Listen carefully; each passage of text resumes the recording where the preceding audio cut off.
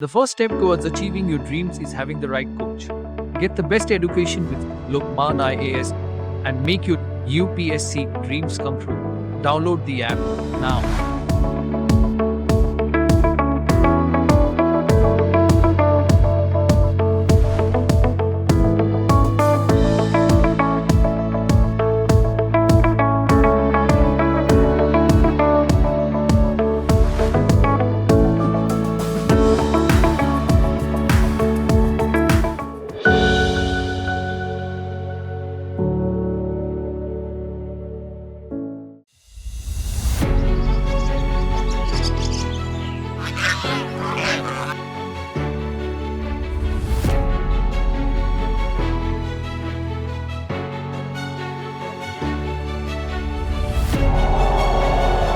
रुई के फाहों से बिखरे बादलों ने इस पावन पर्वत को सदियों से ऐसे ही सहेज रखा है।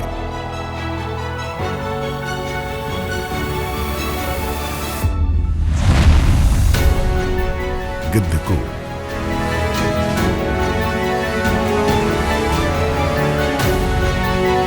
भगवान गौतम बुद्ध की सबसे प्रिय उपदेश स्थली।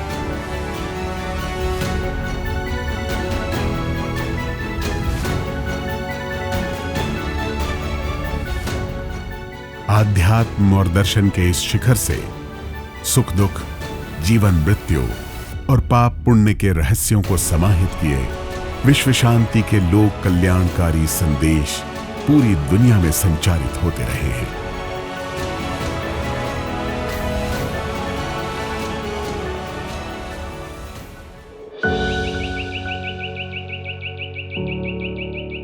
पांच पहाड़ियों से घिरा यह कुदरती किला सत्ता और संस्कृति के पुरातन केंद्रों में शुमार है।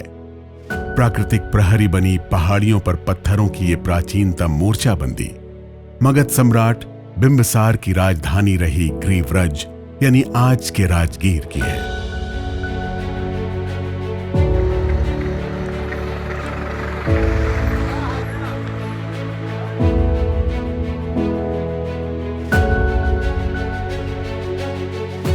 बिहार में नालंदा जिले का एक अनुमंडलीय यानी सब डिविजनल हेडक्वार्टर, जहां प्रशासन और विधि व्यवस्था की जिम्मेदारी सब डिविजनल मैजिस्ट्रेट यानी एसडीएम की होती है। आप सभी को नमस्ते। आज मैं आप सबों से डीकेटी के माध्यम से मुखातिब हूँ। मेरा नाम संजय कुमार है और मैं बिहार प्रशासन सेवा का पदाधिकारी हूँ और वर्तमान में एज एसडीएम राजगीर पोस्टेड हूँ। प्रशासनिक लिहाज से एसडीएम प्रखंड अधिकारियों और जिले के कलेक्टर के बीच एक सेतु की भूमिका निभाता है।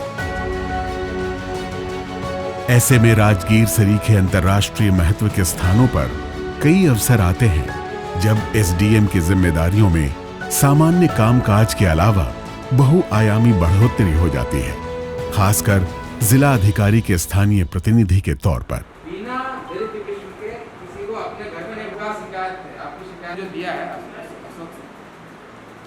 प्रशासनिक इकाई में, और एज एसडीएम विधि व्यवस्था संधारण से लेकर के कई अन्य अवसरों पे एक एसडीएम का रोल इम्पॉर्टेंट होता है। और विधि व्यवस्था संधारण में हम लोग स्थानीय पदाधिकारी, थाना अध्यक्ष, सर्किल ऑफिसर सभी का सहयोग लेते हैं और एक टीम वर्क की तरह काम किया करते हैं। विधि व्यवस्था संधारण कई अवसरों पे महत्वपूर्ण हो जाता है जब कोई महत्वपूर्ण ऑकेजन होता है, धार्मिक अवसरों पे खास करके, या कभी किसी विशिष्ट व्यक्ति का आगमन होता है। उस एक समय में विधि व्यवस्था का संधारण करना महत्वपूर्ण काम हो जाता है हमारा।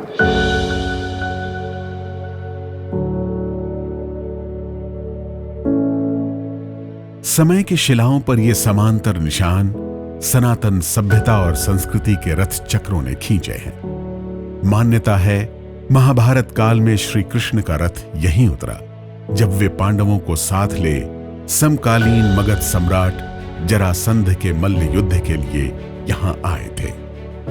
और पास ही इन पहाड़ियों में खाली पड़ा सोन भंडार मगध के सुनहरे अतीतों से अब भी खाली नहीं हुआ है। जहाँ तक राजगीर एसडीएम का प्रश्न है, राजगीर एक महत्वपूर्ण पर्यटन स्थल है और यह शहर धार्मिक रूप से काफ़ी महत्वपूर्ण स्थान रखता है पूरे भारतवर्ष में। और यह स्थान बौद्धों के लिए, जैनियों के लिए और सिखों के लिए महत्वपूर्ण है। यहाँ पे महात्मा बुद्ध की कर्मस्थली रही है। यहाँ महात्मा बुद्ध ने अपना बहुत महत्वपूर्ण समय गुजारा है। ज्ञान प्राप्ति के पश्चात वो पहली बार यहीं आए थे और बेनुबन में उन्होंने अपना वास किया था और उन्होंने अपना महत्वपूर्ण प्रवचन गृद्धकुट पर्वत पे दिया है। इसके अलावे कई बार उनका आना जाना यहाँ पे होता रहा है। इसी प्रकार जैनियों के लिए माना जाए तो यह स्थान भगवान महावीर के लिए प्रथम उपदेश स्थल भी है और अंतिम उपदेश स्थल भी है। जैसा कि पावापुरी में जानते हैं कि पावापुरी में उनका निर्वाण हुआ था और यहीं पर विपुलगिरी के पास उन्होंने अपना प्रथम उपदेश दिया था, जहाँ पे उनकी स्मृति में एक मंदिर का निर्माण भी हुआ है। इन पावन पहाड़ियों की ढालों से बहते पानी का बना यह मगध का सांस्कृतिक सरोवर है, जिसमें कई सागर समाये हैं। यहां आध्यात्म, दर्शन और मानव जीवन समांतर चलते दिखते हैं। गिद्धकूट से लगी इन पहाड़ियों पर ही वो जेल है जहां अजात शत्रु ने अपने पिता सम्राट बिंबिसार को कैद कर रखा था। दूर से ही सही भगवान बुद्ध को उपदेश देता हुआ देख एक मानसिक संतोष की अनुभूति होती। सदियां बीत गई पर सत्ता और जमीन को लेकर संघर्ष के तौर तरीके नहीं बदले। बदलाव सिर्फ काल और किरदारों के स्वरूप में दिखता है। जैसे मैं देखता हूँ कि एज एसडीएम जब मैं काम करता हूँ तो प्राय हर दिन कुछ ना कुछ लोग मुझसे मिलने आते हैं जो भू विवाद को लेकर आते हैं। कई दफ़ा उनके घर में बंटवारा नहीं हुआ रहता है या कई बार ऐसा होता है कि पड़ोसी से सीमांकन नहीं हुआ रहता है ज़मीन का उनको। तो छोटी छोटी भूमि विवाद होते हैं, उनको लेकर के लोग सामने आते हैं और कई दफ़े अगर इस पर ध्यान नहीं दिया जाए तो ये भूमि विवाद बड़े विवाद का रूप ले लेते हैं। इसलिए हम लोगों का प्रयास रहता है कि प्रारंभिक स्तर पे ही लोगों के बीच में एक उनके बीच समझौता करा करके या उनको समझा करके कि ये छोटी छोटी बातें जिनका निदान सीमांकन से हो सकता है या आपसी समझ से उसका समाधान हो सकता है। तो हम लोग का प्रयास रहता है कि ऐसे भूमि विवाद का समाधान आपसी सुलह समझौते से हो जाए या छोटे मोटे जो एक्शन के साथ हो सकता है, सीमांकन करा के हो सकता है, तो हम लोग समाधान कराते हैं।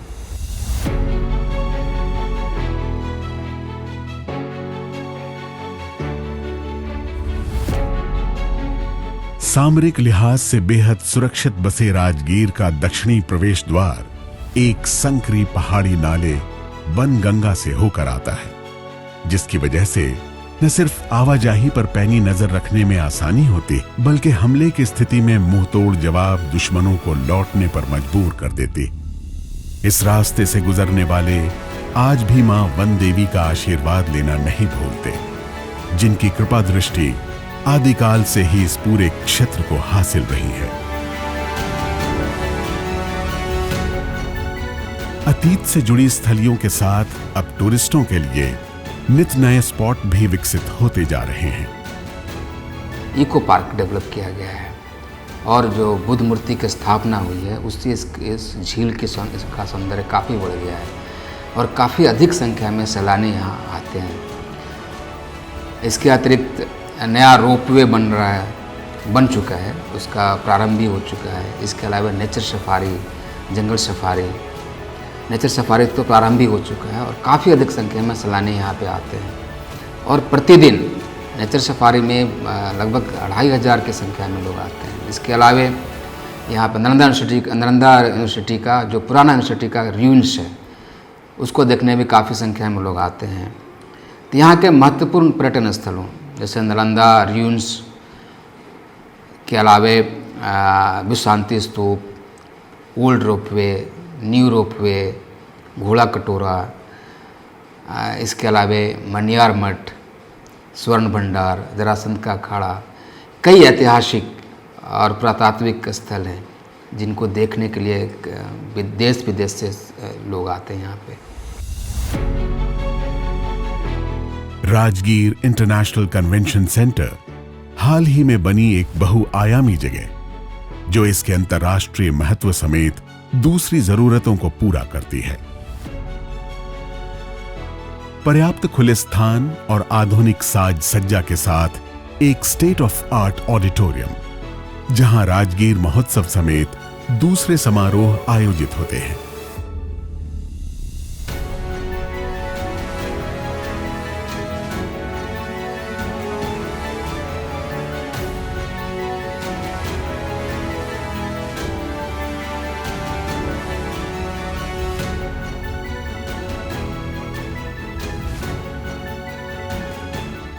यहां एक शानदार संग्रहालय भी है। कहीं भगवान को लेकर आस्था दर्शाती बेहतरीन कैलीग्राफी है, तो कहीं अपनी अहमियत बताती ये रोटी किसी कलाकार की है। पर्यटक आकर्षण के बढ़ते नए केंद्रों को देखते हुए आने वाले दिनों में बुनियादी सुविधाओं और सौंदर्यीकरण को लेकर राजगीर के मास्टर प्लान पर काम शुरू हो चुका है। इसके अलावा अभी राजगीर का जो वर्तमान स्थिति है, यह एक उभरता हुआ शहर है और यहाँ पे कई विकासात्मक परियोजनाएं सरकार द्वारा चलाई जा रही हैं और उनका कई परियोजनाएं निर्माणाधीन भी हैं, जैसे अंतर्राष्ट्रीय sports academy, film city, IT city और यहाँ बिहार पुलिस एकेडमी भी है और सेंट्रल CRPF का ट्रेनिंग एकेडमी भी है। इसके अलावा नालंदा अंतर्राष्ट्रीय विश्वविद्यालय की स्थापना हो रही है और कई मायनों में यह स्थान एक महत्वपूर्ण शैक्षणिक स्थल जहां बनेगा, एक फिल्म सिटी के रूप में यहाँ पे डेवलप होगा। इस तरह से इसका समग्र विकास हो रहा है और इस दिशा में सरकार प्रयत्नशील है।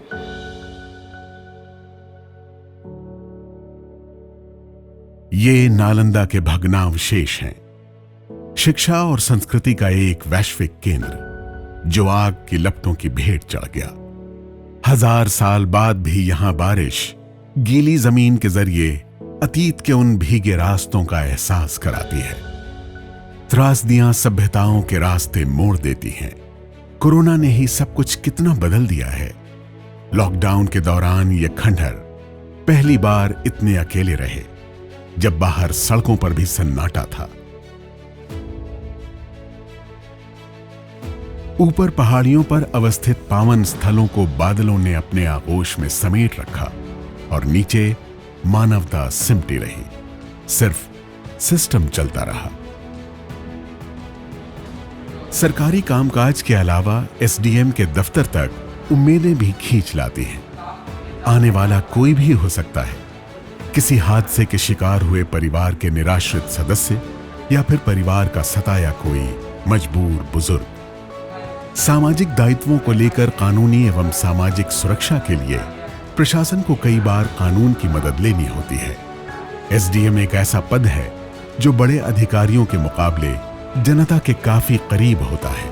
लिहाजा किसी लोक सेवक के लिए मामलों को सहजता से समझते हुए सरलता से निपटाना अहम हो जाता है।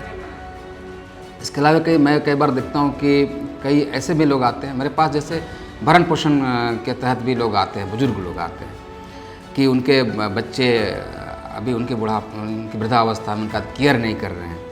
तो कई मामलों में मैंने ऐसा भी किया, लगभग 4-5 मामले मेरे समक्ष ऐसे आए हैं जिसमें वृद्ध माँ बाप को बच्चे जो केयर नहीं कर रहे थे, हम लोगों ने भरण पोषण अधिनियम के तहत कार्रवाई करके उन वृद्ध माता पिता को वो लाभ दिलवाया है। भरण पोषण का अधिकार जो उनको मिलना चाहिए उसको दिलवाया है। तो कई दफ़ा ये आत्मसंतुष्टि का भी विषय होता है। अगर किस्मत से सुबह ऐसी सुहानी मिले और बीती रात या नींद खुलते ही कोई अर्जेंसी न हो, तो SDM साहब के दिन की शुरुआत साइकिलिंग से होती है।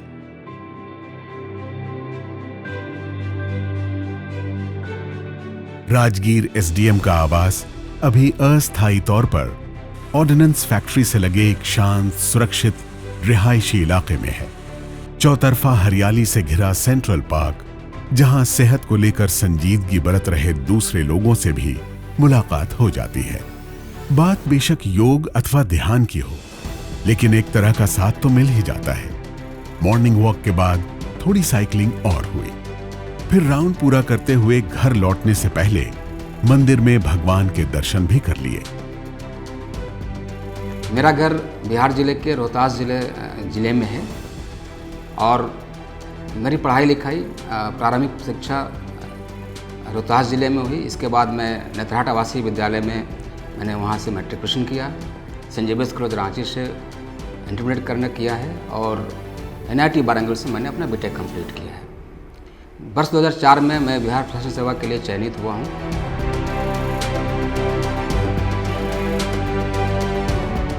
कुछ चीजें ड्यूटी नहीं, अपनी संतुष्टि के लिए होती हैं। संवेदना की नींव पर बनी चेतनालय सरीखी जगहों पर आप SDM नहीं, बेटियों के लिए खुशी की एक लहर बनकर जाते हैं। यहां दूर दराज के इलाके से आई बच्चियां शिक्षा हासिल कर एक बेहतर जिंदगी के सपने देखती हैं। ऊपर उठी ये निगाहें कैमरे को नहीं, उन सितारों को देख रही हैं जिन्हें हासिल करना अभी बाकी है। प्रतिभा के धनी SDM साहब खुद भी अपनी लगन और मेहनत के दम पर ही यहां तक आए हैं। आप कोई शॉर्टकट विकल्प नहीं है, एक विकल्प है मेहनत।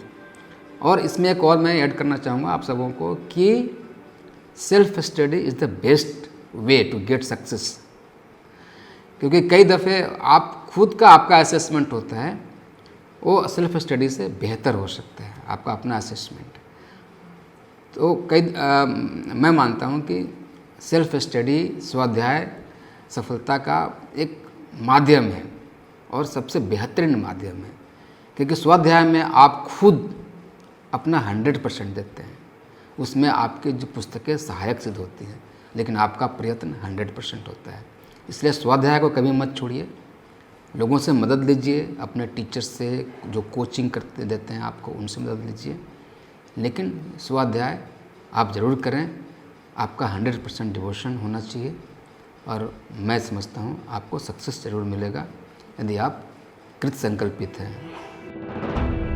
लाल पत्थरों से बनी ये साफ सुथरी समतल और सर्पीली सीढ़ियां उन पथरीली राहों पर बनी हैं जिन पर हजारों साल पहले संपूर्ण मानवता को सकारात्मकता के संदेश देने वाले महामानवों के चरण पड़े हैं।